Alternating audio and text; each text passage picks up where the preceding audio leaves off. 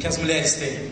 As mulheres mandam brilho, e por isso que essa noite está tão linda, né? Mas nem tanto, tá, André? Bom, os não metais formam compostos covalentes. O que é composto covalente? Nós já vamos revisar isso. Mas compostos covalentes são aqueles que compartilham elétrons. Pessoas, se nós analisarmos, não foram os homens que começaram com essa história de casar, de morar junto? Então, essas são características dos não metais. Ok? Opa, apertei demais. Tem onde que volta? Acho que tem. Aqui. E por último, os não metais são péssimos condutores de calor e eletricidade. Enquanto os metais conduzem bem a eletricidade, os não metais são péssimos condutores de calor e eletricidade.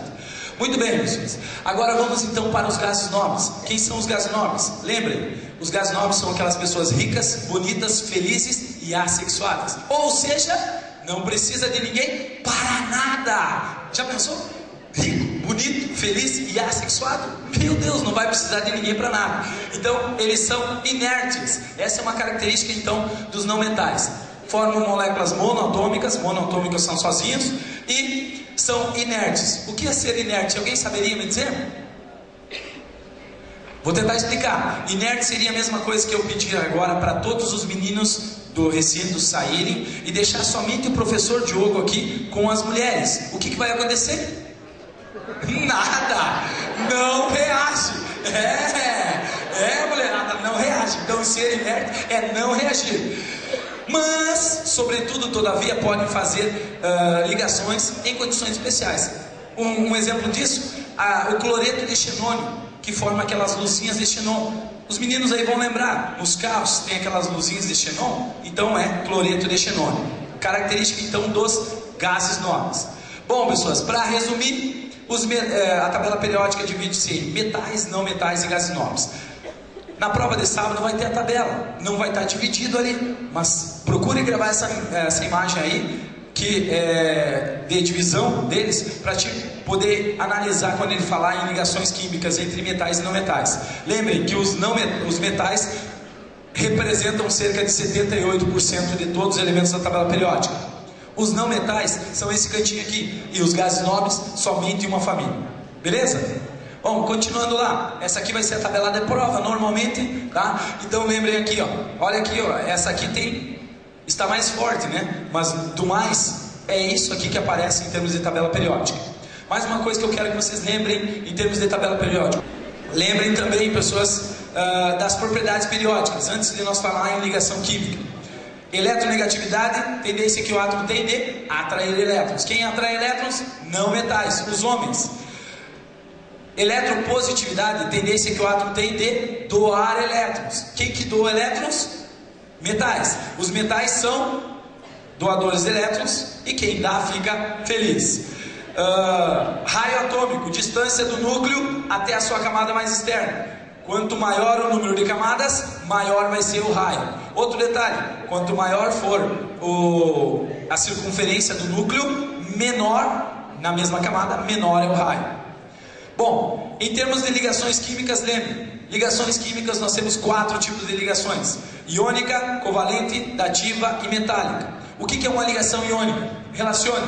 Ligação iônica é um relacionamento heterossexual que ocorre entre um homem e uma mulher, ou seja, entre metal e não metal. No caso ali, pessoas, a ligação química vai ser entre metais alcalinos terrosos, entre os metais em geral, com o não metal. Se o exercício pedir lá, qual composto forma um composto iônico? Lembra, metal e não metal, ligação iônica.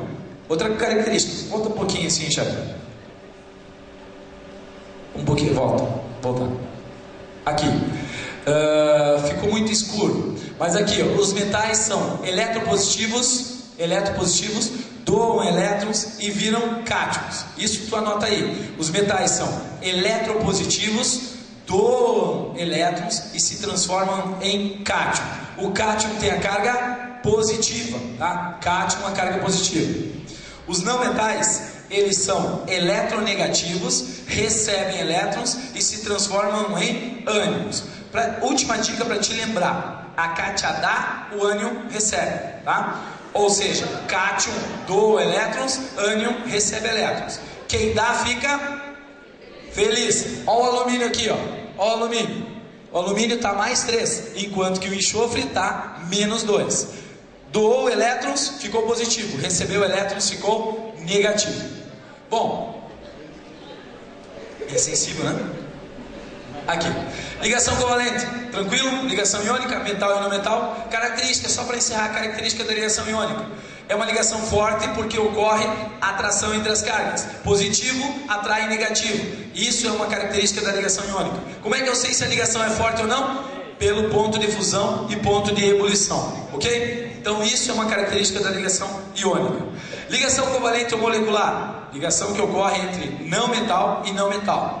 Se eu for gravar isso, lembre, ligação entre dois homens, um relacionamento homossexual, certo? E como a relação é entre dois homens, eles vão compartilhar elétrons. Não existe doação e recebimento, e sim compartilhamento de elétrons. A diferença então da ligação iônica para a ligação covalente é que a eletronegatividade na ligação iônica tem que ser, a diferença da eletronegatividade tem que ser maior que 1,7, enquanto que na ligação covalente tem que ser menor que 1,7, certo? Os compostos covalentes formam 80 a 90% de todo o composto químico que a gente conhece. Todos eles, a maioria acontece por compartilhamento de elétrons.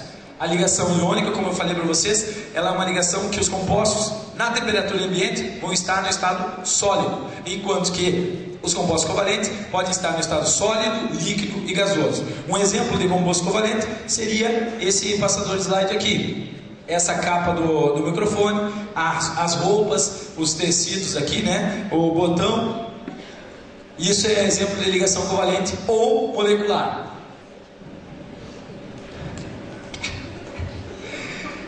Então, bem, olha só, pessoas, como é que a gente pode representar então com um composto covalente? Ele pode ser representado de 3 formas. Através da fórmula de Lewis, que vai representar todas as ligações, todos os elétrons da última camada.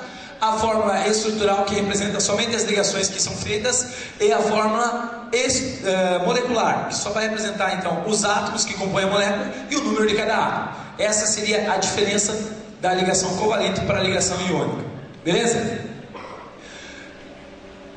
Bom, a ligação covalente, ela divide-se em 2 tipos. Ligação covalente polar e ligação covalente apolar. Apolar, o A na frente sempre vai indicar não. Então, ligação covalente apolar não forma polos, enquanto que a ligação covalente polar vai formar polos. Um exemplo aqui. Como é que eu vou saber reconhecer, Vivis, se a ligação é covalente polar ou apolar? Ligação covalente polar ocorre entre átomos diferentes. Ligação covalente apolar vai ocorrer entre átomos iguais, ok? Então, quando são átomos iguais, a ligação é chamada de ligação covalente apolar. Se são compostos diferentes, nós temos uma ligação chamada de ligação covalente polar. Por quê?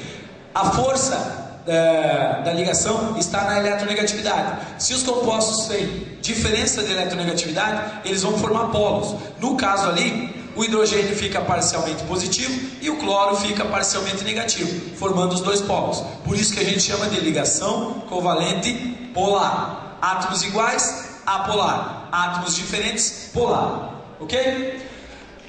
Ligação coordenada odativa. A ligação coordenada odativa, ela vai acontecer entre não metal e não metal. E só que o detalhe agora é que nós estaremos compartilhando um par de elétrons. Olha lá, o enxofre vai compartilhar o par de elétrons, diferente da ligação covalente normal.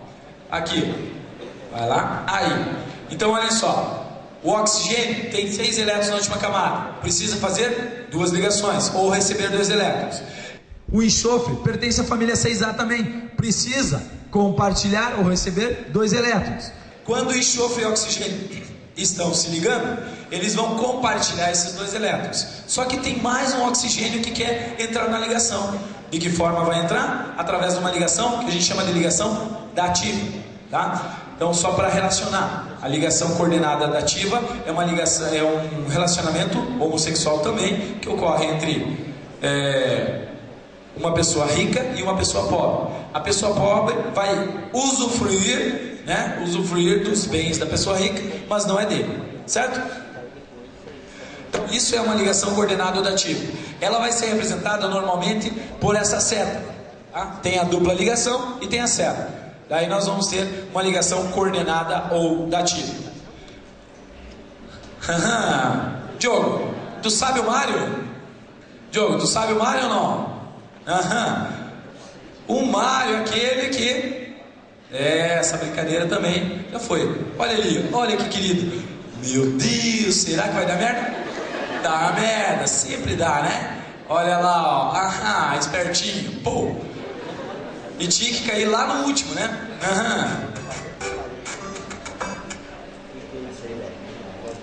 Muito bem. Pessoas, mais uma coisa que eu tenho que falar para vocês, que vai cair na prova. Se vocês tiverem que revisar, dê uma revisada com mais tempo lá em casa, sobre funções inorgânicas. Quando a gente fala em funções inorgânicas, ácido, base, sal e óxido. Por que na prova do Enem sempre se cobra isso? Justamente porque está envolvido com a questão ambiental. Vamos pensar no exemplo aqui. Nós temos a ionização de um ácido, ou seja, a definição de ácido, segundo Arrhenius, é toda substância que em solução aquosa libera íons H+. Tchau, padre. Tchau, foi um prazer, padre. Beijo. Vamos dar tchau pro padre. Tchau, padre. Tchau. Não rebola, padre. Muito bem. Então aqui, ó, eu tenho o HCl, que é chamado de ácido clorídrico. Onde que eu encontro o ácido clorídrico no nosso cotidiano? No estômago, exatamente. Aqui nessa região do estômago aqui. Então, pessoas, com certeza vocês já sentiram o gosto do ácido clorídrico. Quem é que já chamou o tio Hugo? Vai na balada, chega em casa, a pasta de dente faz mal, né? Faz mal quando vai escovar o dente, e daí chama o Hugo. Né? O que acontece? Fica aquele sabor meio azedo na boca, sim ou não? Sim, fica. Tem um amigo meu, que eu não vou falar quem, para o Diogo não ficar constrangido, mas tem um amigo meu que foi na balada e tá lá 4 horas da manhã, não tinha pego ninguém. Daí o que acontece? O que ele faz? Ele vai no carreiro pro banheiro feminino. Ficou no carreiro, dançando ali, cheio de amor pra dar. Meninos, como é que a gente sabe que a mulher não tá passando bem? Quando ela vai no banheiro sozinha. Quando ela vai no banheiro sozinha, porque o bicho tá pegando. Ou tá saindo por cima ou por baixo. Em algum lugar tá saindo. Porque senão ela vai em quadrilha, não é nem em bando mais, é em quadrilha. Assim, pluf, 10 no banheiro. Daí pensa só, às 4 da manhã a mulher passa por ti, o Diogo lá bem faceiro, cheio de amor pra dar, né? Ela dá uma olhada pro Diogo, mas tá aqui na garganta, né? Pá, vai no banheiro. Chegou lá no banheiro, abraçou o vaso e uá, né? Depois deu aquela juntada no cabelo pra cá, pra não ter pegado, e a mãozinha aqui assim, ó. E vai de volta. Quando vai de volta, encontra o Diogo ali, dançandinho pra ela, né? Ela disse, 4 da manhã, já tô indo embora mesmo, vou dar um pega, né? Pá, plum, se gruda ali. Aquela guerra de língua. Terminou o beijo. 2 minutos depois terminou o beijo. O Diogo sentiu aquele gostinho, né? Mas ele terminou o beijo. Ele pensou assim, no mínimo foi o coquetel que ela tomou. Terminou o beijo, o Diogo, eu fiquei com o teu chiclete aqui. E ela disse, eu não tava mascando chiclete. Muito bem, Diogo. Então, dica, 4 da manhã não pegou ninguém? Vai pra casa, não vai fazer isso que o meu amigo Diogo fez. Muito bem, o ácido clorídrico, pessoas, ele vai estar na prova de vocês, justamente porque está no suco gástrico. Um outro ácido que estará, ácido sulfúrico. Aonde que está presente o ácido sulfúrico? Aonde que está presente? Na bateria dos automóveis. Calma, gurias, bateria é uma peça que fica nos automóveis. Gera eletricidade ali. Bom, o ácido sulfúrico também vai ser importante porque ele pode gerar chuva ácida. O trióxido de enxofre, formado no ambiente através da queima de combustível proveniente dos hidrocarbonetos, pode reagir com a água do ar e formar ácido sulfúrico. Esse ácido sulfúrico pode cair na forma de chuva ácida. Lembre-se disso. E o último ácido não menos importante é o H3PO4, que é chamado de ácido fosfórico. Ele está presente aonde? Nos refrigerantes do tipo cola. Então, Baré Cola, Tupi Cola, Marabá Cola, qual é outro aqui? Como? Dolly Cola, Como é que é? Sarandi Cola, qual é outro? Todo refrigerante cola vai ter então o acidulante que é o ácido fosfórico. Não é só ratinho que tem na Coca-Cola não, pessoas, tem ácido fosfórico também. De acordo com Arrhenius, isso daí é ácidos. De acordo com Arrhenius, base é toda substância que em solução aquosa libera íons OH-. Olha só, a base sofre um processo que a gente chama de dissociação, enquanto que o ácido sofre um processo que a gente chama de ionização. Diferença de ionização para dissociação: ionização, formação de íons; dissociação, separação de íons, certo? Então a base é um exemplo de ligação iônica. Tem um cátion e um ânion. O cátion vai doar positivo, o ânion vai receber negativo, certo?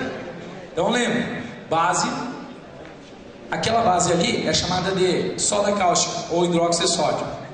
Agora sal, o que é um sal? Sal é todo composto que em água dissocia, liberando um cátion diferente de H+, e um ânion diferente de OH-. Como é que se forma um sal? É através de uma reação de neutralização que ocorre entre um ácido e uma base. Ácido mais base vai formar sal e água. Para te lembrar aí, tem uma piadinha que é show de bola. Como era chamada a bolacha antes de ser bolacha de água e sal? Ah, vocês não sabem? Eu vou falar para vocês. Se preparem. Bolacha ácido base. Podre, né? Então, ácido mais base vai formar sal e água. Ok? Bolacha ácido base. Então, todo ácido reagindo com a base vai formar sal e água. Aqui eu tenho ácido clorídrico reagindo com hidróxido de sódio, formando cloreto de sódio e água. Muito bem. E por último, não menos importante, mas também importante, nós temos a função óxido. Óxido nada mais é que um composto binário em que o oxigênio seja o elemento mais eletronegativo. Oxigênio, composto binário, dois elementos. Composto binário, oxigênio sendo o elemento mais eletronegativo, nós temos um óxido. Lembrando então, alguns óxidos do nosso cotidiano. Dióxido de carbono, que está presente no ar, né? Liberação através da queima de combustíveis. Olá. Monóxido de hidrogênio, pentóxido de manganês, trióxido de ferro, ou óxido de ferro 3. Esses são alguns exemplos então de óxidos. Lembre, os óxidos vão estar presentes principalmente nas reações de formação de chuva ácida, queima de combustíveis. Além disso, meus queridos, eu gostaria de falar para vocês uma coisinha aqui. Lembrem da polaridade das moléculas. Polaridade da molécula, eu tenho que lembrar o seguinte: se a molécula é diatômica, formada por dois átomos, se ela for formada por átomos iguais, a molécula vai ser chamada de molécula apolar. Se ela for formada por átomos diferentes, ela vai ser uma molécula polar, ok? Quando ela é uma molécula poliatômica, se o átomo central sobra a par de elétrons, ela vai ser polar. Se não sobra, vai formar uma simetria. O que é simetria? Eu vou mostrar para vocês cada caso desse, nos slides ali. Tá? Oi, olá, tudo bem? Depois vamos dançar ou não? Estão a fim de dançar? Mais ou menos? Então beleza. Vamos lá, clica para nós. Sou eu que clico, né? Olha lá, ó. Quem é que lembra disso do Mario lá? Olha, que dó. O Diogo jogando ali, né? Vamos. Aí. Bom, pessoas, vou falar de uma coisa que pode ter certeza que pode estar na prova de vocês. Pilha. E quando eu falo em pilha, vou falar então do bafômetro. O bafômetro, a química do bafômetro nada mais é que uma pilha combustível. Nós temos então, só para vocês entenderem o que eu estou falando. Não apareceu aqui. Puxa, Então, vou falar diretamente aqui para vocês. Nós temos o etanol aqui. Infelizmente, na minha apresentação estava claro. O etanol aqui, ele passa por um processo de oxidação e dá origem ao etanol. Etanol é um aldeído, que o professor Gilberto vai estar trabalhando com vocês. Então, o álcool no organismo, ele é processado, passa por um processo de oxidação e forma o etanol. Etanal, essa substância é responsável por aquele... Sabe aquele, quando tu toma um porvaço, que nem diz o pessoal, tomou um porvaço no outro dia e fica meio mal, assim, meio... Como é que se chama de... Ressaca. A ressaca é gerada justamente por essa substância ali, que é o etanal, a formação de um aldeído. Inclusive saiu na mídia aí que os cientistas já descobriram uma forma de não deixar mais de ressaca. O que eles fazem? Eles aceleram o processo de oxidação, fazendo com que transforme em aldeído mais rápido. Mas olha só, quando a gente fala em pilhas, nós temos que lembrar, pode clicar para nós, tá bom, deixa que eu clico aqui. Ó, quando eu falo em pilha, eu vou mostrar para vocês o processo de uma pilha. A pilha, o fluxo de elétrons sempre vai ser do negativo para o positivo, ou seja, do ânodo para o cátodo. Percebam ali que no início da reação, o eletrodo de cobre não tinha toda a sua massa. Com o passar do tempo, o cobre foi depositando e o ânodo foi oxidando, ou seja, foi formando mais Al+3. O Al+3 foi formado justamente pela liberação de elétrons, tá? Enquanto que o cobre passou de cobre mais 2 para cobre 0. Quando a gente fala em pilha, a principal pilha que aparece nos nossos vestibulares, nada mais é que a... muito bem. Passa aí. Olha só, quando eu falo em pilha, lembrem do CRAL. Falou em pilha, CRAL. Anota aí no cantinho para te lembrar. Pilha, CRAL. Eletrólise, CRAL também. Mas a pilha, principalmente pilha. Quando fala em CRAL, o que é o CRAL? O cátodo reduz e o ânodo oxida. Qual é a pilha mais presente nas provas de vestibular? É a pilha de Daniel. Daniel criou essa pilha em 1836. Ele colocou 2 cubas e eu vou mostrar para vocês. 2 cubas e através dessas 2 cubas ele fez a transferência de elétrons, tá? Então o cátodo reduz, o ânodo oxida. Cátodo reduz, ânodo oxida. CRAL. Olha só, quando a gente fala em pilha de Daniel, a pilha de Daniel pode ser representada dessa forma, né? Em que aqueles dois representam a ponte salina. O que acontece com o zinco? O zinco está passando de zinco 0 para zinco mais 2. Ele está oxidando ou reduzindo? Lembre, o que é oxidar? Oxidar é dar. Oxidar. Quem dá fica feliz. Então vai aumentar o seu NOx. Ok? Então, quando aumenta o NOx, nós temos uma oxidação. Redução, quando diminui o NOx. Redução significa receber elétrons. Redução, receber elétrons. Isso, quando ocorre a redução, a redução vai ocorrer então no cátodo. O cátodo é positivo, o ânodo é negativo. Isso para o exemplo da pilha. Muito bem. O DDP de uma pilha, ou a força eletromotriz, é calculado então pelo potencial do oxidante menos o potencial do redutor. De uma forma bem simples, coloca lá, potencial maior menos o potencial menor. Se a pilha, para ela ser espontânea, ela tem que ter o DDP positivo, tá? Então se o DDP é positivo, a pilha é espontânea. Muito bem. Quando eu falei para vocês ali de polaridade da molécula, eu vou mostrar agora as moléculas para vocês entenderem o que eu estou falando. Olha só, eu vou representar então como braço de ligações cada elemento que o elemento central estiver ligando de diferente, ok? Então, por exemplo, vamos pegar aqui, ó. Se você quiser anotar, essa aqui é a lâmina que vai te dar todas as dicas sobre geometria. A geometria então ela pode ser representada de 5 formas, que é o que a gente vai estudar. Geometria linear, angular, trigonal plana, tetraédrica ou piramidal. Essas são as 5 formas de geometria. Quando eu tenho moléculas diatômicas, a geometria vai ser linear. Moléculas poliatômicas formadas por 2 braços de ligação, em que o átomo central não sobra par de elétrons, a geometria também é linear. Quando o átomo central sobra par de elétrons, ele vai formar o que a gente chama de ângulo de ligação. Quando eu tenho uma molécula que faz 3 ligações, um átomo que faz 3 ligações, pode ser piramidal, se tiver par de elétrons em cima, ou trigonal plano, com ângulo de ligação de 120 graus.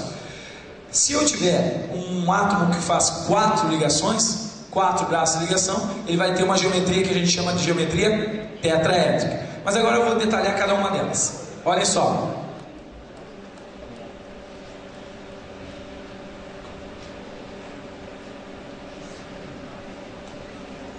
Essa aqui, pessoas, é uma geometria diatômica e o ângulo de ligação é um ângulo de 180 graus e a geometria tem a característica linear. Geometria linear para moléculas diatômicas, certo?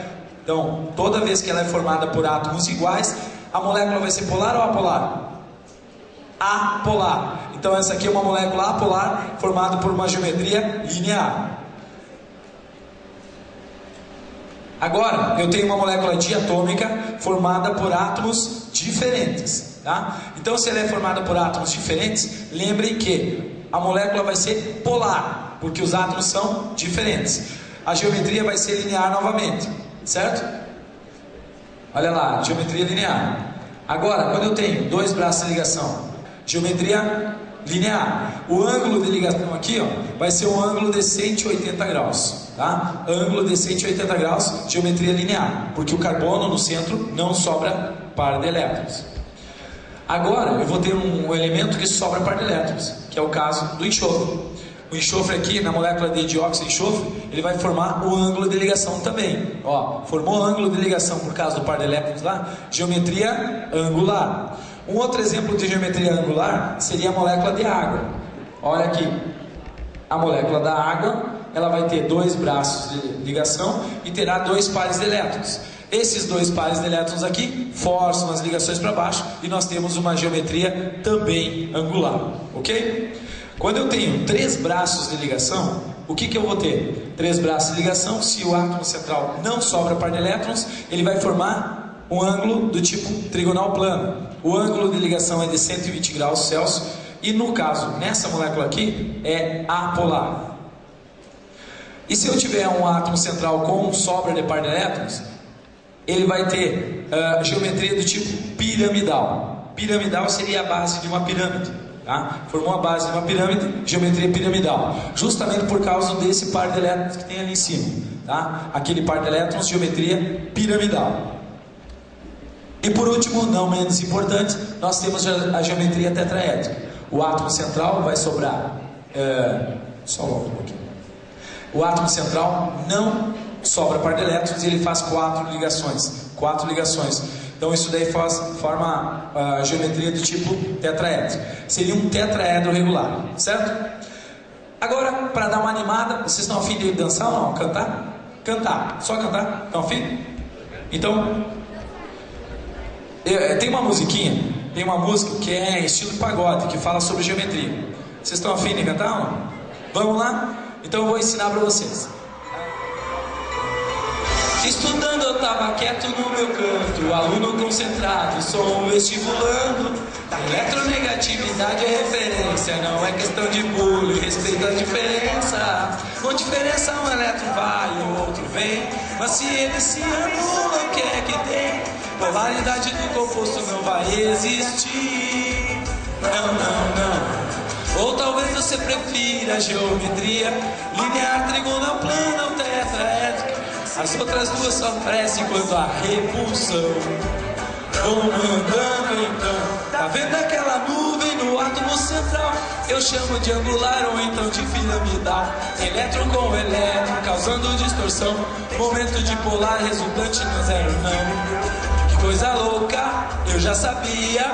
Me lembro que na aula o Big dia, com gigantes iguais, sobrando é polar. E se não sobra é polar, que alegria. Tá vendo aquela nuvem? Eu chamo de angular ou então de piramidal.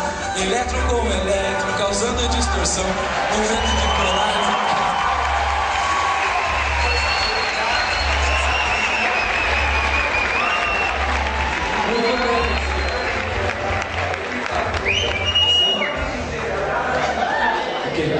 Então, se desse pra nós só cantar uma vez completinho, vocês cantam comigo? Sem música, pode ser sem música?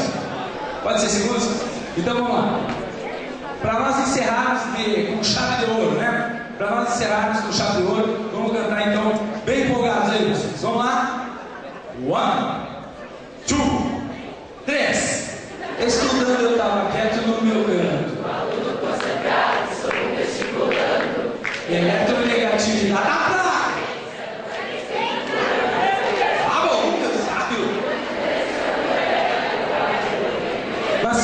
esse aluno quer que tem, polaridade do composto não vai existir.